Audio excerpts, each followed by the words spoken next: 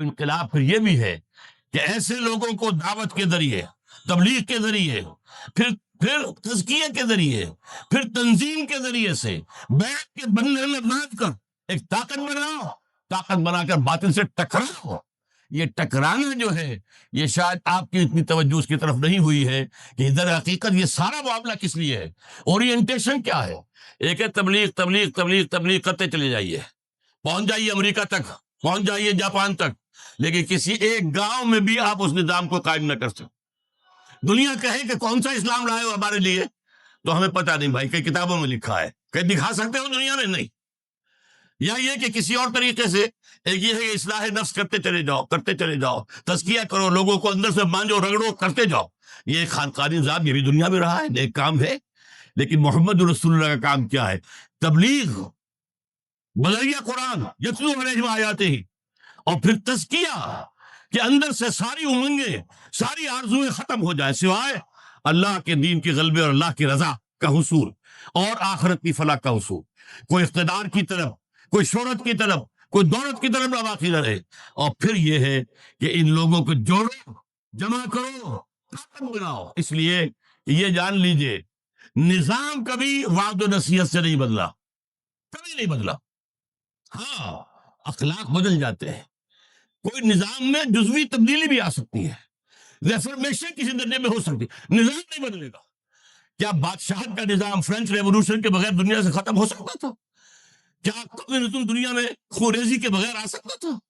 ابھی مثال دی گئی ہے ایران کی، وہاں جانے دیے 20,000 آدمیوں نے جانے دیے، جانے دینے تو پڑیں گے۔ ہاں انہوں نے خود ہتھیار نہیں استعمال کیے اور ایران کی فوج کے خلاف، یہ بات بالکل مختلف ہے۔ جانے تو دینی پڑی ہے، نہ تعلیم و تدریس سے، نہ تبلیغ سے، نہ تزکیے سے، محض ان سے کام نہیں ہوگا جب تک کہ یہ سارے کام اقبال نے جو ہے 2 شعر میں جمع کر دیے۔ واقعتاً میں حیران ہوتا ہوں کہ جب یہ شعر کہیں وہ کس جگہ پر ہوں گے جہاں سے وہ بات کر رہے تھے۔ گفتند جہان ماں آیا بتویں سازد، اے اقبال ہم نے تمہیں جس دنیا میں بھیجا ہے تمہیں پسند آئی؟ گفتم کے نمی سازد، میں نے کہا نہیں، اچھی نہیں ہے، یا ظلم ہے۔ یہاں جو ہے خواجہ خون رگے مزدور سازد اہل نام، یہاں کا سرمایہ دار جو ہے مزدور کے رگوں کے خون سے اپنی شراب تشہیر کر کے پی رہا ہے۔ یہ مجھے کیسے پسند آئے دنیا؟ اور از جفائے دے خدایاں کشتے دہقانہ خراب، اور یہ زمینداروں اور جاگیرداروں کے ظلم و جور سے دہقان کی جو ہے کھیتی ویران ہو گئی ہے۔ تو اس لیے مجھے انقلاب انقلاب ہے انقلاب، تو کہا کہ مجھے پسند نہیں آیا۔ فرمایا گفتن کے بعد توڑ دو، پھر ختم کر دو۔ اب کیسے ختم کر دیں؟ وانشہ درویشی درساز و دمادم زن، یہ درویشی ہے، دعوت دینی ہے، کسی کو کسی راستے پہ بلانا ہے، اس پر دوست تو نہیں جما سکتے۔ واز کہو گے تو نصیحت دل سے نکلی ہوئی بات ہوگی، اس کی خیر خواہی کی بنیاد پر ہوگی۔ وہ بات کہو گے، وہ گالی دے جائے گا، چپ رہو گے۔ بدھ مت کے بھکشو بدلنا پڑتا ہے۔ 12 برس مکے کے اندر کیا تھا کہ چاہے تمہارے ٹکڑے اڑا دیے جائیں تم ہاتھ نہیں اٹھا سکتے، چاہے دہتے ہوئے انگاروں پر لٹا دیا گیا خباب بن الارت کو، انہیں اجازت نہیں تھی۔ ورنہ ایک آدمی سمجھے کہ مجھے تو زندہ بھون رہے، کباب بنانے لگے ہیں، اگر اجازت ہو تو 2-4 کو مار کر تو مرتا نا انسان، ایسے تو نہیں مرتا، لیکن نہیں تھی، اجازت نہیں تھی۔ پیسو ریزسٹنس، اسبرو یا آل یاسر فإن موعدکم الجنہ، بدترین ٹارچر کر رہا ہے ابو جہل حضرت سمیہ کو اور حضرت یاسر کو رضی اللہ تعالیٰ عنہما، لیکن حضور پاس سے گزرتے ہوئے کیا کہتے ہیں؟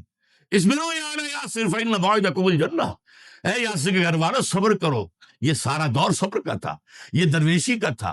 بانشہ درویشی در ساز و دمادم زن، چوں پختہ شوی خود را بر سلطنت جم زن، جب تیار ہو جاؤ، تعداد کافی ہو، ڈسپلن کے خوگر ہو چکے ہوں، تن من دھن یہاں تک کہ جان دینے کو تیار ہوں، سر سے کفن باندھ لے، دل تمام آرزوؤں سے خالی ہو چکے ہوں، اور اس کے لیے کمر کس لیں، تو پھر یہ کہ اگر مناسب تعداد بھی ہے تو میدان میں آؤ، للکارو باطل کو، اب میدان میں آ کر ٹکراؤ۔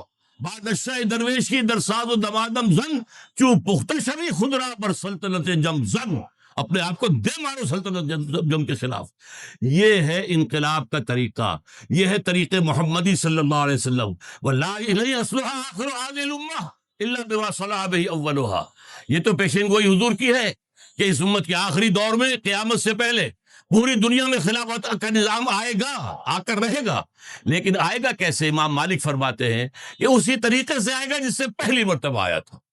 یہ میں نے بات کی ہے میکرو شریعت کی، دین کو نافذ کرنے کی آسان کام نہیں ہے۔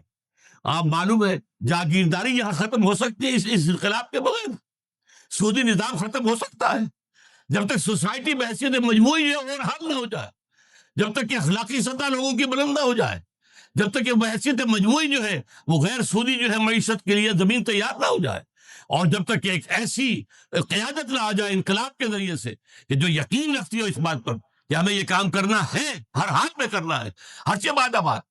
البتہ اس سے نیچے مائکرو شریعت کا معاملہ ہے، شریعت کے احکام کی تنفیذ، یہ جو اس کو میں نے کہا شریعت جزوی، جس کے بارے میں فرمایا گیا لِكُلٍّ جَعَلْنَا مِنْكُمْ شِرْعَةً وَمِنْهَاجًا، دین ایک رہا ہے، شرع لکم من الدین وہ ایک ہے، شرعیتیں مختلف نہیں ہے۔